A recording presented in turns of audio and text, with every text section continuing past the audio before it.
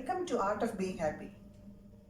ഇന്ന് സിമ്പിൾ എന്നാൽ പവർഫുൾ ആയ ഒരു കാര്യത്തെക്കുറിച്ചാണ് ഞാൻ പറയുന്നത്. അത് ഹാവിങ് ക്ലിയർ ഇൻറ്റൻഷൻസ്. നമുക്ക് യഥാർത്ഥത്തിൽ എന്താണ് വേണ്ടതെന്ന് നമ്മുടെ ഹൃദയത്തിൽ വ്യക്തമാകുമ്പോൾ നമ്മുടെ ജീവിതം പ്രകാശവും സന്തോഷമുള്ളതുമായി തീരുന്നു. ഏതൊരു കാര്യവും വ്യക്തമായ മനസ്സോടും നിർമ്മലമായ ഹൃദയത്തോടും കൂടി ആരംഭിക്കുകയാണെങ്കിൽ അത് സ്മൂത്തായി തന്നെ നടക്കും.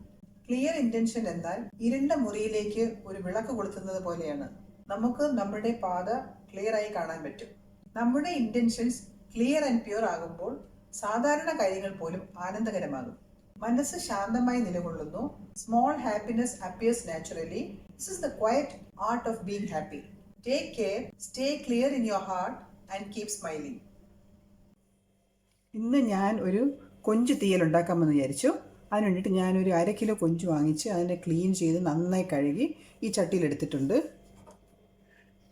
ഇനി ഇതിലേക്ക് ഒരു പച്ചമുളക് ചോപ്പ് ചെയ്തിടുന്നു, ഒരു ക്ലോവ് ഗാർലിക് ഇടുന്നു, ഒരു ചെറിയ കഷ്ണം ഇഞ്ചി ചോപ്പ് ചെയ്തിടുന്നു, ഒരു സ്പ്രിംഗ് കറിവേപ്പില ഇടുന്നു, ഒരു മീഡിയം സൈസ് സവാള ചെറുതായി ചോപ്പ് ചെയ്ത് അതും ഇടുന്നു, 2 മീഡിയം സൈസ് പഴുത്ത ടൊമാറ്റോ ചെറുതായി ചോപ്പ് ചെയ്ത് അതും ഇടുന്നു.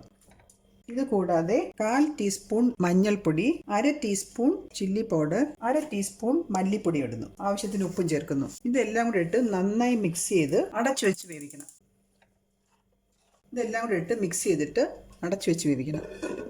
അടച്ചു വെച്ച് വേവിച്ചിട്ട് ഏകദേശം 10 മിനിറ്റായി. ഓപ്പൺ ചെയ്ത് നോക്കാം.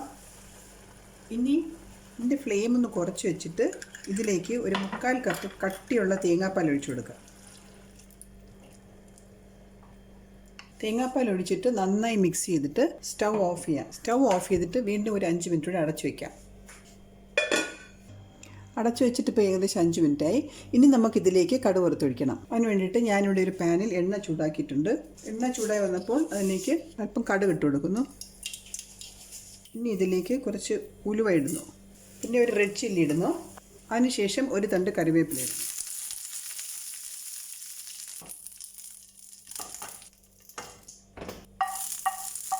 ഇനി ഇതിലേക്ക് ഒഴിച്ചു കൊടുക്കാം. പ്രോൺസ് തീയൽ റെഡിയായി. ഞാൻ ഇനി വീണ്ടും ഇതുപോലത്തെ സിമ്പിൾ റെസിപ്പീസുമായിട്ട് വരാം. Till then bye bye.